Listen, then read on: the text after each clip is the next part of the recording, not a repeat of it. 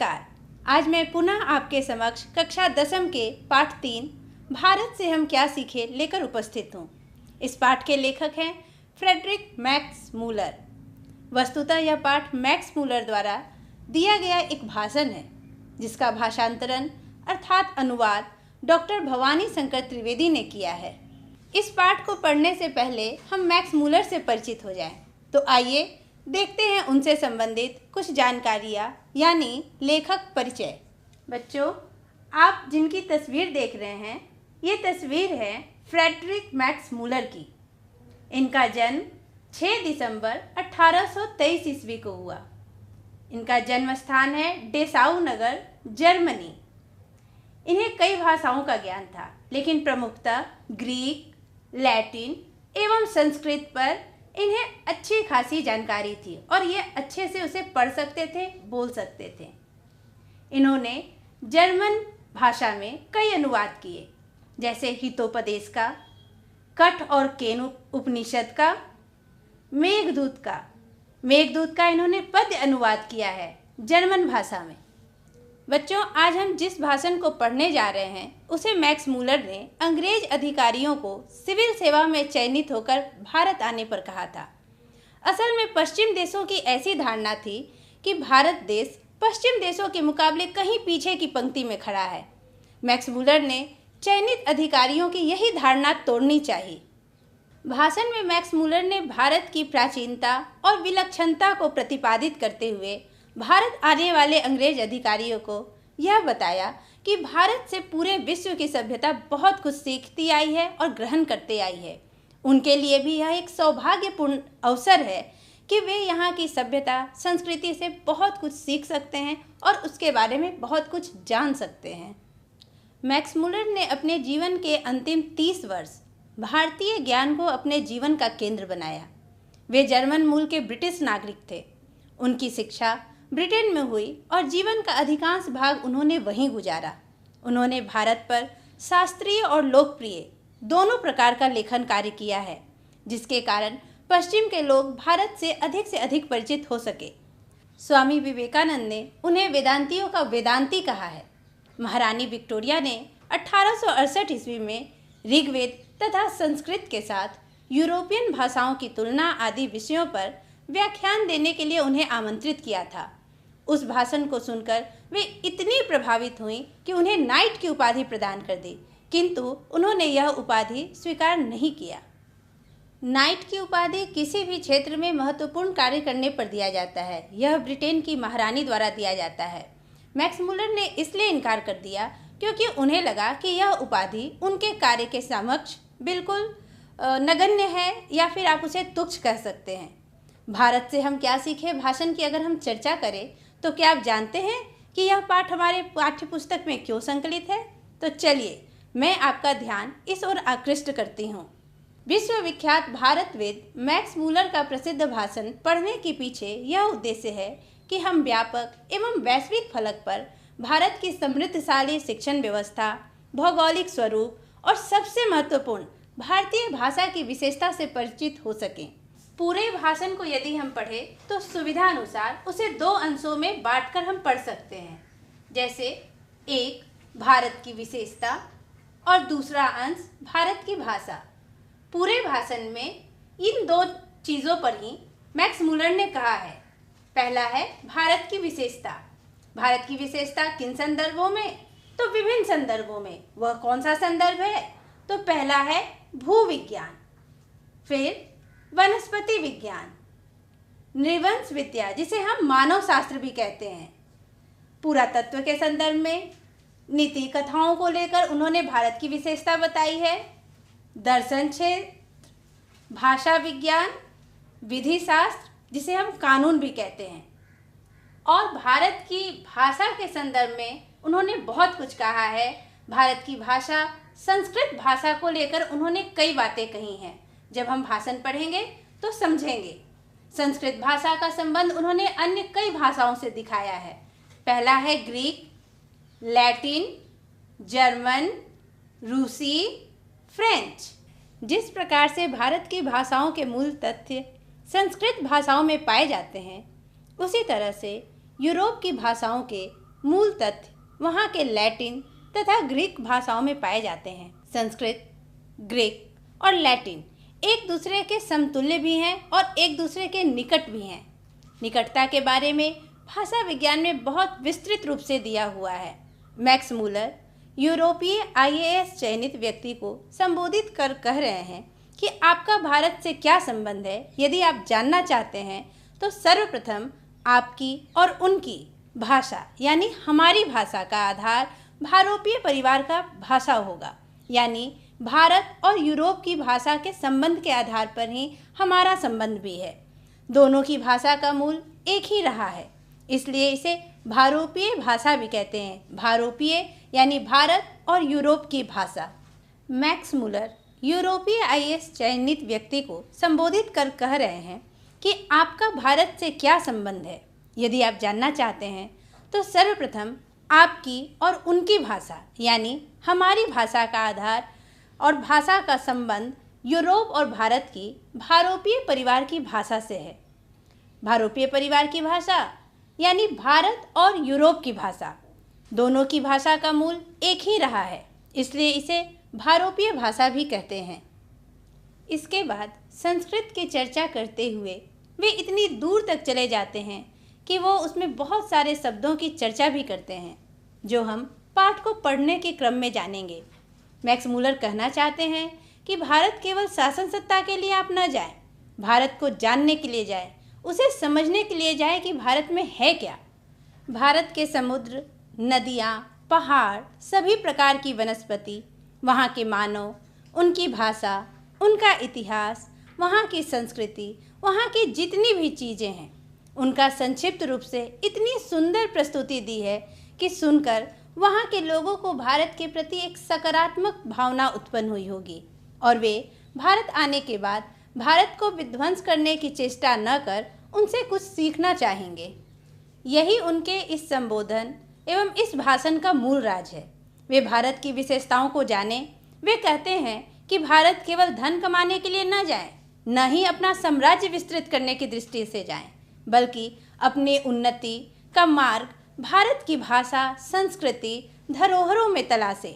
तो चलिए अब हम एक एक अनुच्छेद के द्वारा भारत से हम क्या सीखे भाषण को पढ़ते हैं और साथ साथ यह जानते हैं कि मैक्स मूलर भारत के संबंध में अपने क्या विचार रखते हैं। सर्वविध संपदा और प्राकृतिक सौंदर्य से परिपूर्ण कौन सा देश है? यदि आप मुझे इस भूमंडल का अवलोकन करने के लिए कहें तो बताऊंगा कि वह देश है भारत। भारत जहां भूतल पर ही स्वर्ग की छटा निखर रही है। यदि आप यह जानना चाहें कि मानव मस्तिष्क की उत्कृष्टतम उपलब्धियों का सर्वप्रथम साक्षात्कार किस देश ने किया है और किसने जीवन की सबसे बड़ी समस्याओं के ऐसे समाधान ढूंढ निकाले हैं कि प्लेटो और कांट जैसे दार्शनिकों का अध्ययन करने वाले हम यूरोपियन लोग के लिए भी मनन के योग्य अगर कोई देश है तो उस देश का मैं नाम लूँगा भारत। यदि यूनानी, रोमन और सेमेटिक जाति के यहूदियों की विचारधारा वाले यूरोपियनों का ऐसा कौन सा साहित्य है जो हमें पढ़ना चाहिए, जिससे हमारे जीवन का सर्वांगीण, विश्वव्यापी और संपूर्ण जीवन ही क्यों अगला जन्म तथा शाश्वत जीवन भी सुधर जाए, तो मैं एक बार फिर भारत का ही नाम लूँगा। जो लोग भारत में घूम कर आए हैं उन लोगों को अधिकतर भारत के कलकत्ता, बम्बई, मद्रास या ऐसे दूसरे शहरों को ही याद करते हैं, जबकि मेरा अधिकतर ध्यान सच्चे अर्थों में भारत के नागरिक, ग्रामवासियों की ओर ही रहा है, क्योंकि सच्चे भारत के दर्शन वहीं हो सकते हैं। मैक्स मूलर कहते हैं कि अगर उनसे कोई पूछे कि प्राकृतिक संपदाओं से परिपूर्ण भूमंडल पर कौन सा देश है तो वे कहेंगे भारत, क्योंकि यहाँ धरती पर ही स्वर्ग की छटा निखर रही है। मानव मस्तिष्क की उत्कृष्टतम उपलब्धियों का चिंतन और दर्शन सब कुछ यदि देखना है तो वह मिलेगा भारत में। यहाँ के दार्शनिकों के चिंतन का प्रभाव प्लेटो और कांट जैसे महान विचारकों पर भी गहरे रूप में पड़ा है। साहित्य, संस्कृति, दर्शन, विश्व बंधुत्व, मानवता, समता, स्वतंत्रता, करुणा, अहिंसा की शिक्षा पूरे विश्व को अगर किसी देश ने दिया है तो वह है भारत। सच्चे भारत के दर्शन महानगरों में नहीं बल्कि वहाँ के ग्रामवासियों के बीच में होगी। 2-3 हजार वर्ष पुराना ही क्यों, आज का भारत भी ऐसी अनेक समस्याओं से भरपूर है जिनका समाधान 19वीं सदी के हम यूरोपियन लोगों के लिए भी उतना ही वांछनीय है। केवल हमारे पास उस भारत को पहचान सकने वाली दृष्टि की आवश्यकता है। यदि आपकी अभिरुचि की पैठ किसी विशेष क्षेत्र में है तो उसके विकास और पोषण के लिए आपको भारत में पर्याप्त अवसर मिलेगा। यदि आप भूविज्ञान में रुचि रखते हैं तो हिमालय से श्रीलंका तक का विशाल भूप्रदेश आपकी प्रतीक्षा कर रहा है। यदि आप वनस्पति जगत में विचरना चाहते हैं तो भारत एक ऐसी फुलवारी है जो हकर्स जैसे अनेक वनस्पति वैज्ञानिकों को अनायास ही अपनी ओर आकृष्ट कर लेती है। यदि आपकी रुचि जीव जंतुओं के अध्ययन में है तो आपका ध्यान श्री हैकल की ओर अवश्य होगा, जो इन दिनों भारत के कांतरों की छानबीन के साथ ही भारतीय समुद्र तट से मोती भी बीन रहे हैं। भारत का यह निवास काल उनके जीवन के सबसे सुनहले सपनों की साकारता जैसा है।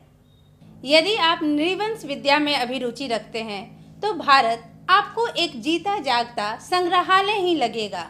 यदि आप पुरातत्व प्रेमी हैं तो आपको जनरल कनिंघम की भारतीय पुरातत्व सर्वेक्षण की वार्षिक रिपोर्ट पढ़ लेनी चाहिए और तब भारत के बौद्ध सम्राटों के द्वारा निर्मित नालंदा जैसे विश्वविद्यालयों अथवा बिहारों के ध्वंसावशेषों को खोद निकालने के लिए आपका फावरा आतुर हो उठेगा।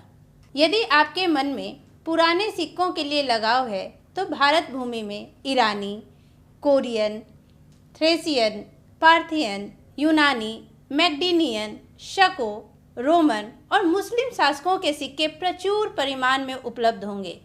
जब वॉरेन हेस्टिंग्स भारत का गवर्नर जनरल था तो वाराणसी के पास उसे 172 दारिस नामक सोने के सिक्के से भरा एक घड़ा मिला। वॉरेन हेस्टिंग्स ने अपने मालिक ईस्ट इंडिया कंपनी के निदेशक मंडल की सेवा में सोने के सिक्के यह समझकर भिजवा दिए कि यह एक ऐसा उपहार होगा जिसकी गणना उसके द्वारा प्रेषित सर्वोत्तम दुर्लभ वस्तुओं में की जाएगी। किंतु उन दुर्लभ प्राचीन स्वर्ण मुद्राओं की यही नियति थी कि कंपनी के निदेशक उनका ऐतिहासिक महत्व समझ ही नहीं पाए और उन्होंने उन मुद्राओं को गला डाला। जब वॉरेन हेस्टिंग्स इंग्लैंड लौटे तो वे स्वर्ण मुद्राएं नष्ट हो चुकी थी। अब आप लोगों पर यह निर्भर करता है कि आप ऐसी दुर्भाग्यपूर्ण घटनाएं भविष्य में कभी न होने दें। मैक्स मुलर कहते हैं कि भारत के पास विविध क्षेत्रों में ज्ञान का भंडार है, चाहे वह दर्शन का क्षेत्र हो या कला का क्षेत्र हो या ज्ञान विज्ञान, भूविज्ञान, वनस्पति शास्त्र। भारत में अनेक विदेशी सिक्कों का विपुल भंडार था।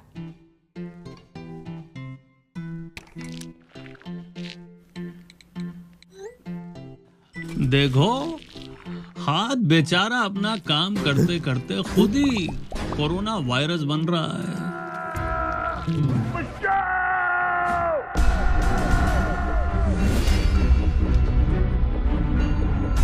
तुम मुझे 20 सेकंड दो, मैं तुम्हें इस वायरस से आजाद करूंगा। ये ले, ये भी ले।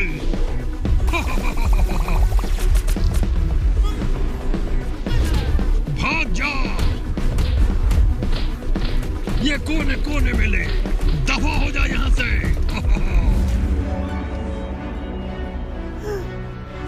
मैं जीत गया। मिलते रहना दिन में कई बार। 172 दारिस नामक सोने के सिक्कों से भरा घड़ा जब भारत के गवर्नर ने इंग्लैंड भेजा तो उन सिक्कों की ऐतिहासिक महत्ता को वो समझते थे, किंतु कंपनी के निदेशक नहीं समझ पाए। उन्होंने इसे गला दिया।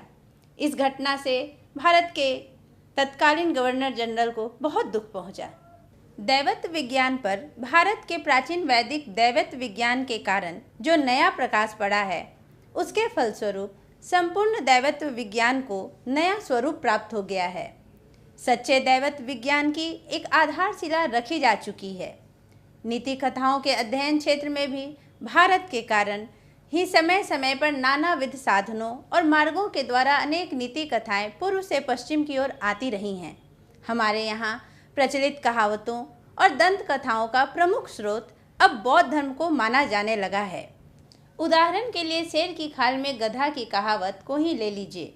यह कहावत सबसे पहले यूनान के प्रसिद्ध एवं प्राचीनतम दार्शनिक प्लेटो के क्रेटिलस में मिलती है। इसी प्रकार हम न्योले या चूहे से संबद्ध उस नीति कथा को ही ले सकते हैं जिसे एफ्रोडाइट ने एक सुंदरी के रूप में परिवर्तित कर दिया था, किंतु जो एक चूहे को देखते ही तत्काल उसकी ओर आकृष्ट हो गई थी। यह भी संस्कृत की एक कथा से सर्वांश से मिलती जुलती है, किंतु प्रश्न यह उपस्थित होता है कि यह कहानी यूनान में कैसे पहुंची और वहां ईसा पूर्व 4वीं सदी में ही स्ट्रैटिस की कहानियों में स्थान कैसे पा गई।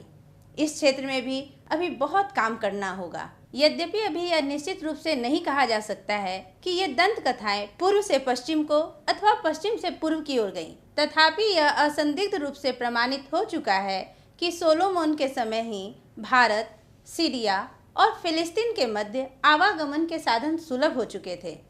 कुछ संस्कृत शब्दों के आधार पर मैं इस निष्कर्ष पर पहुंचा हूं कि हाथी दांत, बंदर, मोर, चंदन आदि जिन वस्तुओं के आयात से निर्यात की बात बाइबल में कही गई है, वे वस्तुएं भारत के सिवा किसी अन्य देश से नहीं लाई जा सकती और यह मान लेने का कोई कारण प्रतीत नहीं होता कि भारत तथा फारस की खाड़ी और लाल सागर व भूमध्य सागर के बीच व्यापारिक संबंध कभी बिल्कुल ठप हो गया था।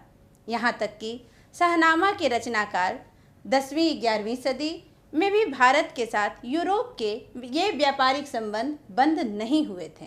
मैक्स मूलर कहते हैं कि भारत का पश्चिम के देशों से व्यापारिक संबंध था। भारत तथा फारस की खाड़ी और लाल सागर व भूमध्य सागर के बीच व्यापारिक संबंध बना रहा। यहाँ तक कि शाहनामा का रचनाकार, जो कि 10वीं-11वीं सदी माना जाता है, तब भी भारत और यूरोप के बीच व्यापारिक संबंध चलते रहे। मैं आपको ग्लोब के माध्यम से दिखाती हूँ ये फारस की खाड़ी, भूमध्य सागर और लाल सागर कहाँ है।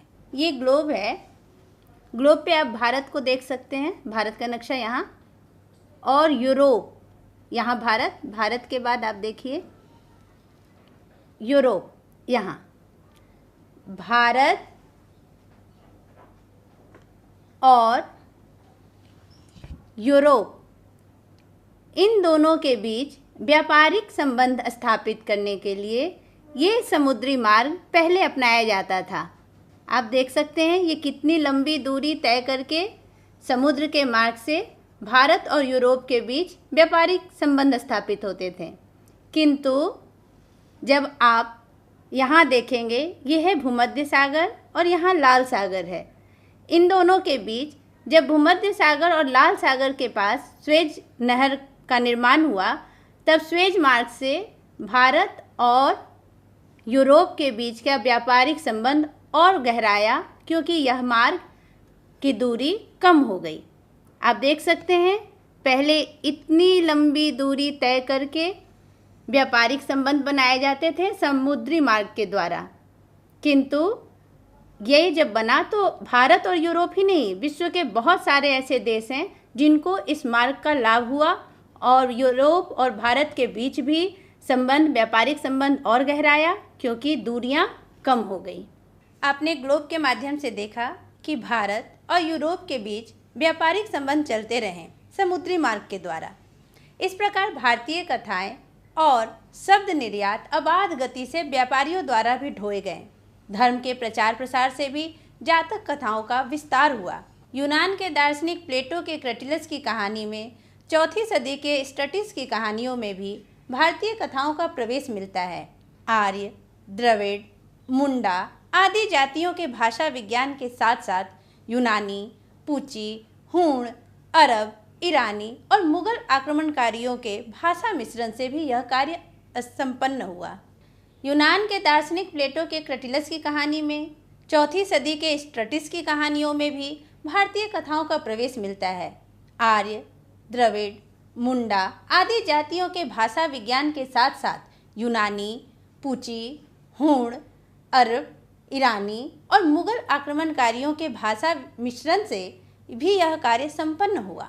यदि आप विधि शास्त्र या कानून के विद्यार्थी हैं तो आपको विधि संहिताओं के एक ऐसे इतिहास की जांच पड़ताल का अवसर मिलेगा जो यूनान, रोम, या जर्मनी के ज्ञात विधि शास्त्रों के इतिहास से सर्वथा भिन्न होते हुए भी इनके साथ समानताओं और विभिन्नताओं के कारण विधि शास्त्र के किसी भी विद्यार्थी के लिए उपयोगी सिद्ध हो सकता है।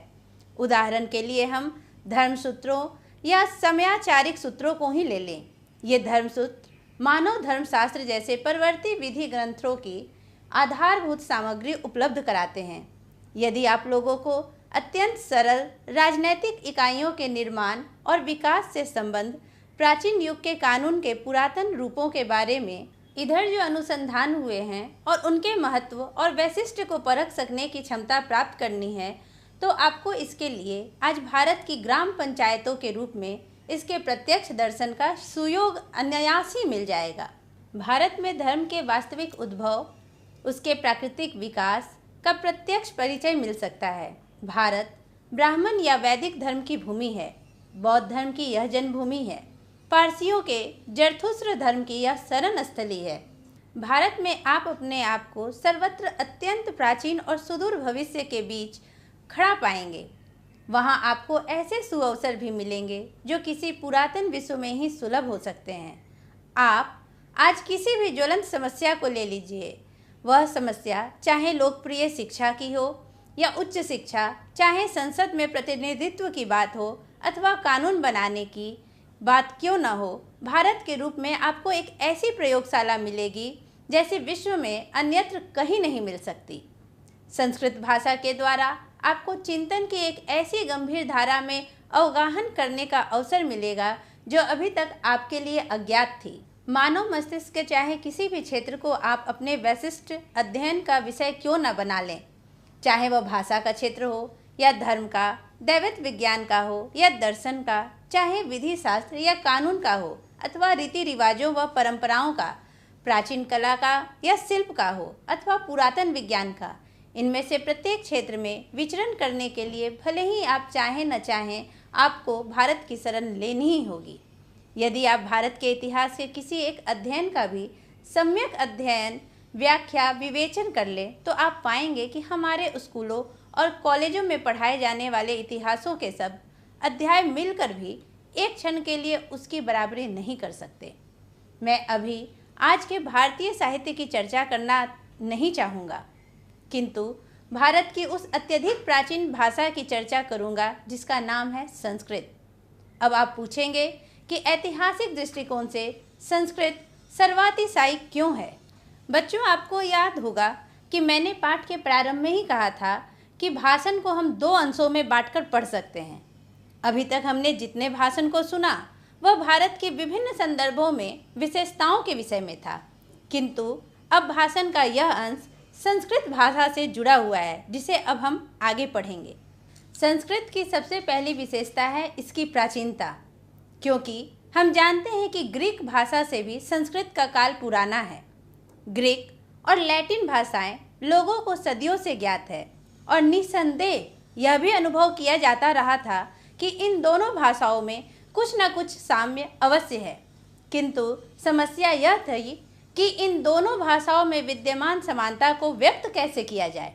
कभी ऐसा होता था कि किसी ग्रीक शब्द की निर्माण प्रक्रिया में लैटिन की कुंजी मान लिया जाता था और कभी किसी लैटिन शब्द के रहस्यों को खोलने के लिए ग्रीक का सहारा लेना पड़ता था। उसके बाद गॉथिक और एंग्लो सैक्सन जैसी ट्यूटेनिक भाषाओं, पुरानी केल्टिक तथा स्लाव भाषाओं का भी अध्ययन किया जाने लगा, तो इन भाषाओं में किसी न किसी प्रकार का पारिवारिक संबंध स्वीकार करना ही पड़ा। किंतु ज्यों ही इन भाषाओं के बीच में संस्कृत आ बैठी कि तत्काल लोगों को एक सही प्रकाश और गर्मी का एहसास होने लगा और इसी से भाषाओं का पारस्परिक संबंध भी स्पष्ट हो गया। निश्चित ही संस्कृत इन सब भाषाओं की अग्रजा है। यदि आग के लिए संस्कृत का अग्नि और लैटिन का इग्निस एक ही शब्द मिल जाता है तो हम निर्भ्रांत रूप से इस निष्कर्ष पर पहुंच जाते हैं कि एक दूसरे से अविभक्त आर्यों को अग्नि का ज्ञान हो चुका था। साथ ही लिथुआनियन उग्निस और स्कॉटिक भाषा के इंग्लिश शब्द यह दर्शाते हैं कि स्लाव या ट्यूटैनिक भाषाएं भी इस शब्द से परिचित थीं। भले ही वहाँ कालांतर में अग्नि के लिए दूसरे शब्द भी क्यों न गढ़ लिए गए हों, दूसरी वस्तुओं के समान शब्द भी मर मिट जाते हैं और यह बता पाना सरल नहीं है कि कोई शब्द किसी एक भूभाग में क्यों और कैसे पनपता रहता है, जबकि दूसरे क्षेत्र में वही शब्द मुरझाकर सर्वथा लुप्त हो जाता है। कल्पना कीजिए कि यदि हम यह जानना चाहें कि आर्य लोग अनेक शाखाओं में विभक्त होने से पूर्व चूहे के बारे में जानते थे या नहीं, तो हमें आर्य भाषाओं के शब्दकोश देखने होंगे। वहाँ हम पाएंगे कि संस्कृत में इसे मूसा, ग्रीक में मूस, लैटिन में मूस और पुरानी स्लावनिक में माइस और पुरानी उच्च जर्मन में मूस कहते हैं। इससे हम इस निष्कर्ष पर पहुंच सकते हैं कि उस प्राचीन युग में जिसकी कालगणना हम अपने नहीं अपितु भारत के तिथि क्रम के आधार पर ही कर सकते हैं, चूहा ज्ञात था और उसका मूस नाम भी रख दिया गया था ताकि किसी अन्य कीट पतंग के साथ इसकी पहचान में कहीं कोई घपला ना हो जाए। इतना ही क्यों, भारत व यूनान, इटली और जर्मनी में बिखरे पड़े अवशेषों के आधार पर आर्यों की जिस मूल भाषा का ढांचा खड़ा किया गया है वह भी उन लोगों की अत्यंत दीर्घकालीन चिंतन प्रक्रिया की ही उपलब्धि थी। अब आप ही अंदाजा लगाइए कि संस्कृत, ग्रीक और लैटिन इन तीनों भाषाओं के एक सामान्य मूल उद्गम स्रोत तक पहुंचने के लिए हमें कितना पीछे हटना होगा। हमें उस भाषा में प्रकृति और प्रत्यय के योग से बनी हुई अस्मि, ग्रीक की एस्मी जैसी यौगिक क्रियाएं मिलती हैं। मैं हूँ जैसे भाव को व्यक्त करने के लिए भला किन्हीं दूसरी भाषाओं में अस्मि जैसा शुद्ध और उपयुक्त शब्द कहाँ मिल पाएगा। यह क्रिया तो केवल आर्य भाषाओं में ही उपलब्ध हो सकती है।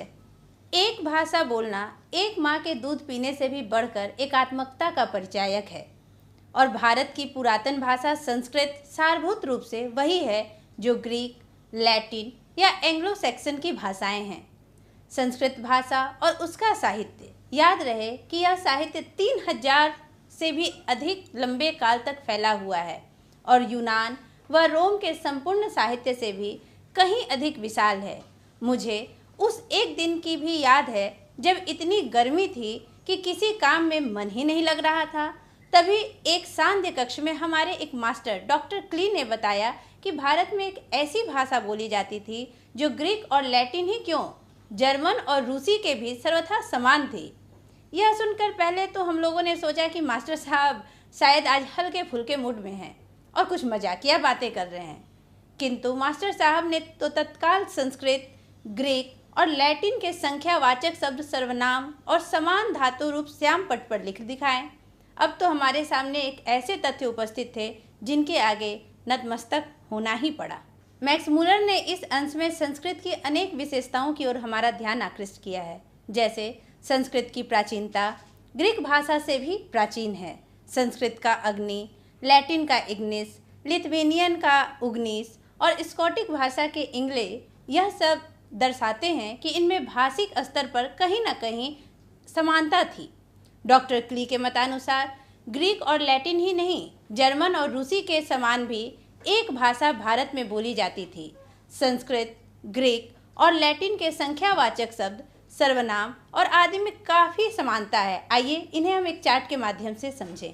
आप इस चार्ट के माध्यम से भाषिक स्तर पर कई देशों की समानता को देख सकते हैं।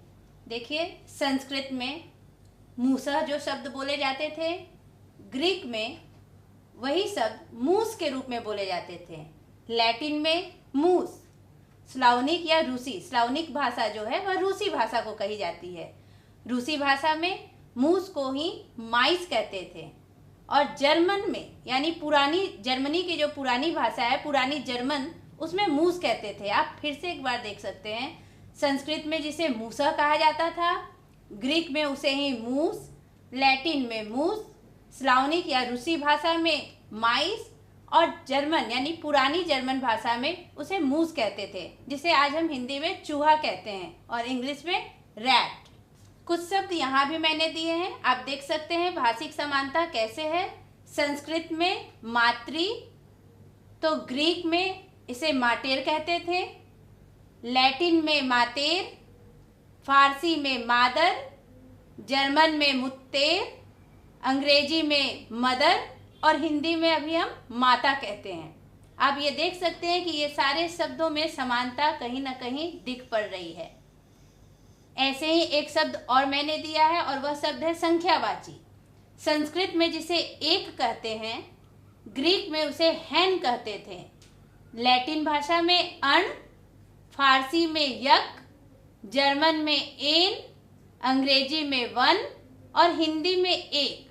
आप देख सकते हैं कि संस्कृत, ग्रीक, लैटिन, फारसी, जर्मन, अंग्रेजी और हिंदी, इन सभी शब्दों में कहीं ना कहीं समानता आपको दिखती है। यह समानता शब्दों की समानता है ही, स्थान साम्य से भी हो सकता है। कई कारण होते हैं शब्दों की समानता के, जो आप भाषा विज्ञान में विस्तृत रूप से आगे की कक्षाओं में पढ़ेंगे। आगे मैक्स मूलर कहते हैं कि कल्पना कीजिए कि किसी छोटी छोटी प्रलय या भौगोलिक उथल पुथल के कारण कभी अमेरिका के लोग अपने आप के अंग्रेजी मूल को सर्वथा भूल जाएं। तब 2-3 हजार वर्ष बाद उन्हें अकस्मात मालूम हो जाए कि 17वीं सदी में ऐसी ही अंग्रेजी भाषा और उसका साहित्य विद्यमान था, तो वे आश्चर्याभिभूत होंगे। संस्कृत की खोज से हमारे लिए आज ठीक वैसी ही स्थिति उत्पन्न हो गई है। संस्कृत तथा दूसरी आर्य भाषाओं के अध्ययन ने हमारे लिए बस इतना ही किया हो सो भी बात नहीं है। इससे मानव जाति के बारे में हमारे विचार व्यापक और उदार ही नहीं बने हैं, अपितु इसने मानव जाति के संपूर्ण इतिहास को एक वास्तविक रूप में प्रकट कर दिखाया है, जो पहले नहीं हो पाया था। भाषा विज्ञान के द्वारा हमने अब तक जो निष्कर्ष निकाले हैं, वे संस्कृत की सहायता के बिना कदापि नहीं प्राप्त किए जा सकते थे। आज हमारा इतिहास का यह अध्ययन अपने पूर्व को, अपने वास्तविक पूर्व को पहचानिए, इस फ्रेंच उक्ति को क्रियान्वित कर सकने योग्य बना है। मनुष्य ने इस विश्व में अपना वास्तविक स्थान निश्चित कर पाया है और यह जान लेता है कि उसने अपने जीवन यात्रा कहाँ से आरंभ की थी, उसे कौन सा मार्ग अपनाना और कहाँ पहुँचना है। हम सब पूर्व से आए हैं। हमारे जीवन में जो कुछ भी अत्यधिक मूल्यवान है, वह हमें पूर्व से मिला है। अगले वर्ष जब आप लोग भारत के तट पर पहुँचेंगे, तो बजाय इसके कि आपका दिल बैठने लगे, मैं चाहता हूँ कि आप में प्रत्येक को ठीक वैसा ही अनुभव हो सके जैसा कि आज से 100 वर्ष पहले सर विलियम जोन्स को उस समय हुआ था, जब उन्होंने इंग्लैंड से आरंभ की हुई अपनी लंबी समुद्र यात्रा की समाप्ति पर क्षितिज में प्रकट होते हुए भारत के तट का दर्शन किया था। सुनिए उन्हीं के शब्दों में। जिस भारत यात्रा की ललक मेरे मन में उठ रही थी, पिछले 1783 के अगस्त में उस देश के लिए मैं समुद्र यात्रा कर रहा था कि एक दिन संध्या के समय दिन भर में देखे गए दृश्यों की जांच पड़ताल करते हुए मैंने पाया कि भारत अब ठीक हमारे सामने था। फारस या ईरान हमारी बाईं ओर था तथा अरब सागर से आती हुई ठंडी हवा हमारे जहाज के पिछले भाग से टकरा रही थी। एशिया के सुविस्तीर्ण क्षेत्रों से चारों ओर से घिरी ऐसी श्रेष्ठ रंगभूमि के मध्य अपने आप को पाकर मुझे जिस आनंद का अनुभव हुआ, वह वस्तुतः अनिर्वचनीय है। एशिया की यह भूमि नानाविध ज्ञान विज्ञान की धात्री, आनंददायक ललित तथा उपयोगी कलाओं की जननी, एक से एक बढ़कर शानदार कार्यकलापों की दृश्य भूमि, मानव प्रतिभा के उत्पादन के लिए अत्यंत उर्वर क्षेत्र तथा धर्म, राज्य, सरकारों, कानून या विधि संहिता, रीति रिवाज, परंपराओं, भाषा, लोगों के रंग रूप। फारस या ईरान हमारी बाईं ओर था तथा अरब सागर से आती हुई ठंडी हवा हमारे जहाज के पिछले भाग से टकरा रही थी।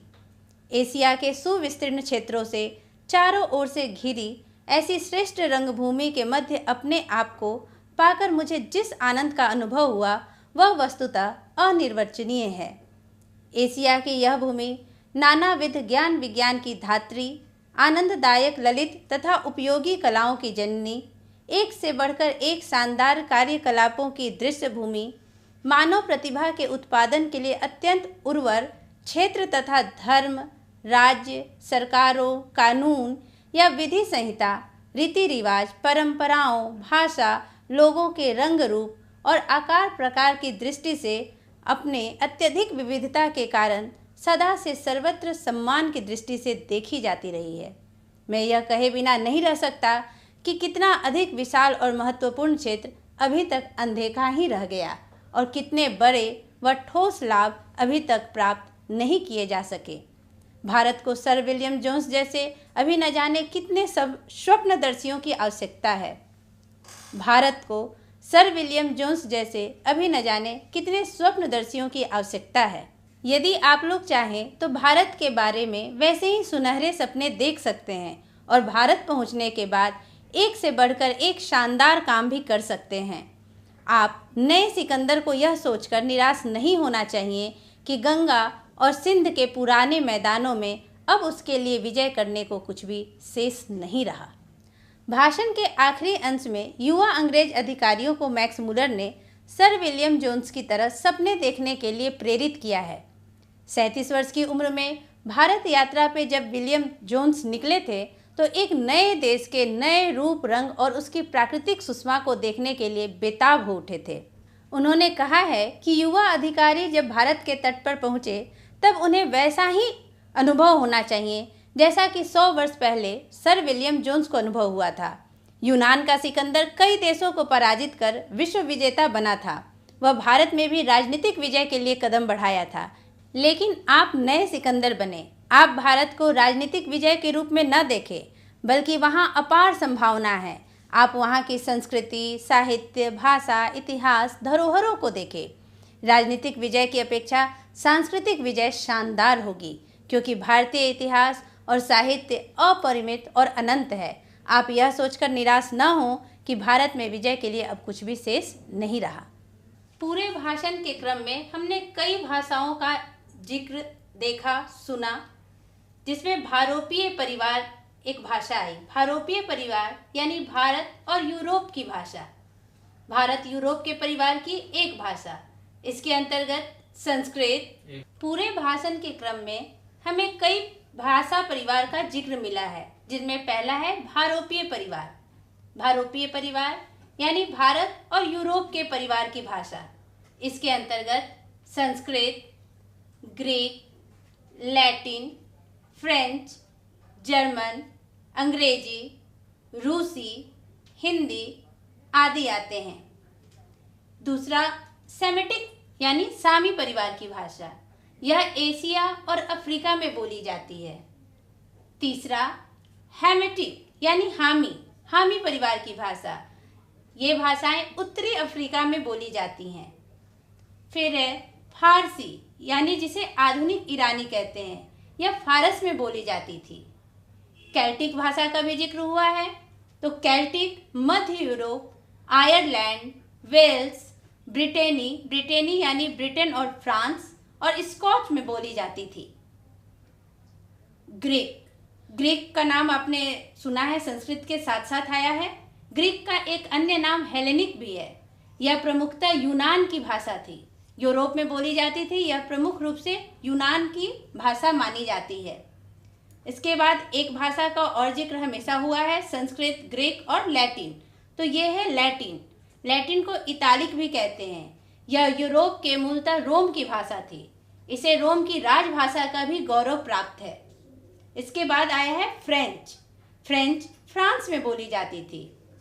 जर्मनिक का एक अन्य नाम ट्यूटोनिक भी है। ट्यूटोनिक का जिक्र हुआ है किताब में, पूरे भाषण के अंत में आपने देखा है। यह मुख्यतः जर्मनी में बोली जाती थी। इसे प्राचीन गॉथिक भी कहते हैं। गॉथिक यानी अंग्रेजी का प्रचार प्रसार जो हुआ बाद में, वह गॉथिक भाषा से ही हुआ। बाइबल का अनुवाद गॉथिक भाषा में ही है। तो बच्चों, आशा है कि मैक्स मुलर के भारत संबंधी विचार को आप आज भाषण के माध्यम से अच्छी तरह से समझ गए होंगे। अब हम इस भाषण के कुछ प्रश्न उत्तर करेंगे। आइए अब हम कुछ वस्तुनिष्ठ प्रश्न देखें। पहला है, फ्रेडरिक मैक्स मुलर किस पाठ के रचयिता हैं? ऑप्शन है ए, श्रम विभाजन एवं जाति प्रथा, बी, नागरी लिपि, सी, भारत से हम क्या सीखें, और डी, परंपरा का मूल्यांकन। उत्तर है सी, भारत से हम क्या सीखें। दूसरा प्रश्न है, मैक्स मुलर कहाँ के रहने वाले थे? आपको याद होगा, मैंने बताया था। चलिए ऑप्शन में देखते हैं। ऑप्शन ए है England, B Germany, C America और डी जापान। क्या होगा सही उत्तर? जी हाँ, उत्तर है बी, जर्मनी। तीसरा प्रश्न है, भारत से हम क्या सीखें पाठ कौन सी विधा है? ये अक्सर परीक्षा में प्रश्न पूछा जाता है। भारत से हम क्या सीखें पाठ की कौन सी विधा है? ऑप्शन है ए कहानी, बी भाषण, सी एकांकी और डी निबंध। उत्तर है बी भाषण। बच्चों, अक्सर गलतियां भाषण और निबंध के बीच में ही होती हैं, तो हमें ध्यान देना होगा कि भारत से हम क्या सीखें, भाषण है। चौथा प्रश्न है, मैक्स मूलर को वेदांतियों का वेदांती किसने कहा? ऑप्शन है ए महात्मा गांधी, बी ज्योतिबा फूले, सी रविंद्रनाथ टैगोर, डी स्वामी विवेकानंद। उत्तर है डी स्वामी विवेकानंद। चलिए अब हम पांचवा देखें प्रश्न। पांचवा प्रश्न है, भारत से हम क्या सीखे का भाषांतरण किसने किया? ए डॉक्टर भवानी शंकर त्रिवेदी, बी ललई सिंह यादव, सी धर्मवीर भारती, डी प्रयाग सूत। उत्तर है ए भवानी शंकर त्रिवेदी। छठा प्रश्न है, पारसियों के धर्म का क्या नाम है? ए वैदिक धर्म, बी बौद्ध धर्म, सी जरुस्त्र धर्म और डी जैन धर्म। उत्तर है सी जरथुस्त्र धर्म। सातवां प्रश्न है, नृवंश विद्या का संबंध किससे है? ए वनस्पति विज्ञान, बी दैवत विज्ञान, सी भूविज्ञान, डी मानव विज्ञान। उत्तर है डी मानव विज्ञान। आठवां प्रश्न है, शहनामा का रचना काल है? ऑप्शन है ए 7वीं 8वीं सदी, सेकंड ऑप्शन यानी बी 10वीं 11वीं सदी, सी 4वीं 5वीं सदी, डी 6वीं 7वीं सदी। क्या होगा उत्तर? शहनामा का रचना काल है उत्तर बी 10वीं 11वीं सदी। 9वां प्रश्न है, सर विलियम जोन्स ने भारत की यात्रा कब की थी? ऑप्शन है ए 1750 ईस्वी, बी 1759 ईस्वी, सी 1783 ईस्वी या डी 1793 ईस्वी। क्या होगा उत्तर? उत्तर है सी 1783 ईस्वी। 10वां प्रश्न है, मुंडा किस देश की जाति है? आपको मैंने चार्ट के माध्यम से बताया था, याद है? ऑप्शन है ए चीन, बी मंगोल, सी भारत और डी जर्मनी। उत्तर होगा सी भारत। 11वां प्रश्न है, सोने से भरा एक घड़ा कहाँ मिला था? ऑप्शन है ए वाराणसी, बी नालंदा, सी कानपुर, डी सारनाथ। उत्तर है ए वाराणसी। 12वां प्रश्न है, प्लेटो का संबंध किस देश से है? ऑप्शन है A France, B Bharat, C England, D यूनान। उत्तर है डी यूनान। यूनान के प्रसिद्ध दार्शनिक हैं प्लेटो। 13वां प्रश्न है, कौन सी भाषा आर्य भाषाओं की अग्रजा है? ऑप्शन है ए लैटिन, बी ग्रीक, सी संस्कृत, डी पुरानी केल्टिक भाषा। उत्तर है सी संस्कृत। 14वां प्रश्न है, दारिस क्या है? याद है आपको? दारिस के बारे में मैंने बताया था। चलिए ऑप्शन में देखते हैं। ऑप्शन ए है प्राचीन कालीन चांदी के सिक्के, सेकंड ऑप्शन यानी बी है प्राचीन कालीन सोने के सिक्के, ऑप्शन सी है एक धार्मिक ग्रंथ और ऑप्शन डी है एक धारदार हथियार। क्या होगा उत्तर? उत्तर है बी प्राचीन कालीन सोने के सिक्के। 15वां प्रश्न है, मेघदूत का जर्मन में पद्यानुवाद किसने किया? ए ऑप्शन है Sir William Jones, option B Frederick Max Muller, C Warren Hastings, D doctor क्ली।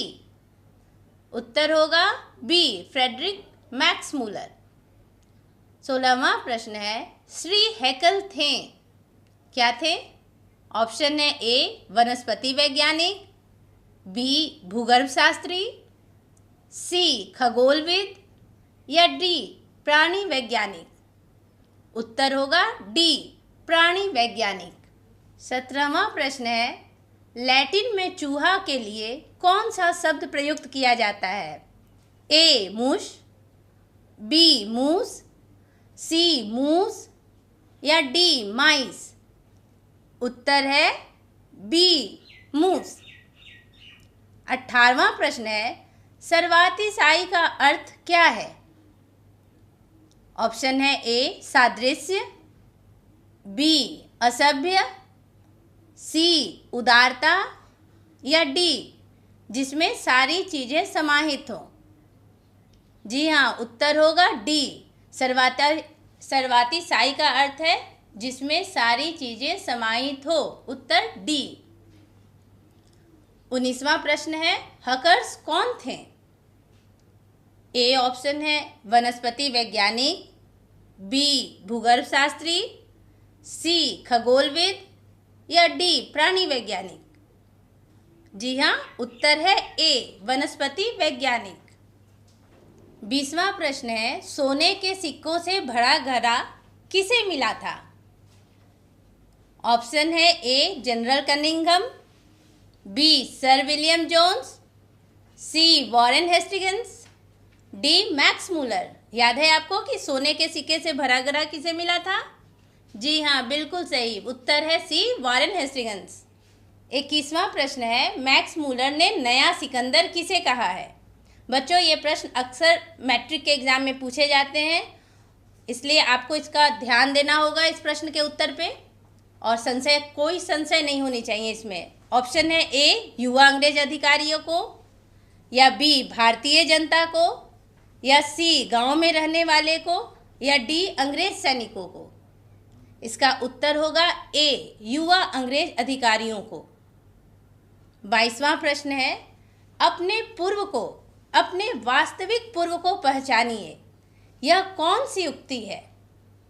आप फिर से इस प्रश्न को सुनिए, किसने कहा नहीं पूछा गया है। यह क्वेश्चन भी आपको अक्सर परेशान करता है मैट्रिक के एग्जाम में। आप ध्यान दीजिएगा, प्रश्न है अपने पूर्व को, अपने वास्तविक पूर्व को पहचानिए, यह कौन सी उक्ति है? ए है जर्मन उक्ति, बी फ्रेंच उक्ति, सी यूनानी उक्ति या डी भारतीय उक्ति। उत्तर होगा बी फ्रेंच उक्ति। 23वां प्रश्न है, आग को स्कॉटिश भाषा में क्या कहते हैं? याद है, मैंने कुछ शब्द भी लिखे थे और वो किस भाषा में क्या कहे जाते हैं ये भी मैंने लिखा था। तो चलिए फिर से इस पे ध्यान देते हैं, इसके ऑप्शन को देखते हैं। आग को स्कॉटिश भाषा में क्या कहते हैं, यह है प्रश्न। ऑप्शन है ए अग्नि, बी इग्निस, सी उग्निस या डी इंग्ले। जी हाँ, उत्तर है डी इंग्ले। 24वां प्रश्न है, सर विलियम जोन्स ने अपनी समुद्र यात्रा कहाँ से प्रारंभ की थी? A England, B America, C Germany या डी भारत। जी हाँ, उत्तर है ए इंग्लैंड। 25वां प्रश्न है, प्लेटो एवं कांट क्या थे? ऑप्शन है ए अंग्रेज अधिकारी, बी प्रशिक्षक, सी दार्शनिक या डी वैज्ञानिक। ऑप्शन सी सही है उत्तर, दार्शनिक। प्लेटो एवं कांट मूलतः दार्शनिक थे। नमस्कार। हमारा देश और पूरा विश्व आज कोविड-19 की चुनौती का सामना कर रहा है। कोविड-19 अभी खत्म नहीं हुआ है। ऐसे में हमारा फर्ज है कि हम सतर्क रहें। इसलिए जब तक दवाई नहीं तब तक कोई ढिलाई नहीं। कोरोना से बचाव के लिए जरूरी है नियमित रूप से हाथ धोना, मास्क पहनना और आपस में उचित दूरी बनाए रखना। याद रखिए, 2 गज दूरी, मास्क है जरूरी। खांसी, बुखार या सांस लेने में कठिनाई होने पर हेल्पलाइन नंबर 1075 पर संपर्क करें। कोरोना वायरस का खतरा होगा कम जब हाथों को बार बार धोएंगे हम। साथियों, जब आपके हाथ गंदे हों, खांसने और छींकने के बाद, किसी भी सतह या वस्तु को छूने के बाद, शौचालय के इस्तेमाल के बाद, खाना बनाने, परोसने, खाने से पहले और खाना खाने के बाद अपने हाथों को 20 सेकंड तक साबुन और पानी से अच्छी तरह धोएं। पानी को बर्बाद न करें। हाथों को साबुन से मलते समय पानी का नल बंद रखें। हाथ धोते समय आप हाथ धोने के चरणों का पालन करें। पहले हथेली से हथेली, फिर हथेलियों के पीछे, अंगुलियों के बीच में, अंगुलियों के पीछे, अंगूठे के तले पर और आखिर में अंगुली के नाखूनों को अच्छी तरह धोएं। यदि किसी को खांसी, बुखार या सांस लेने में तकलीफ जैसे लक्षण हैं या अधिक जानकारी चाहिए तो अपने नजदीकी सरकारी अस्पताल या सरकार के टोल फ्री नंबर 104 या 1075 पर संपर्क करें। बिहार सरकार और यूनिसेफ द्वारा जनहित में जारी।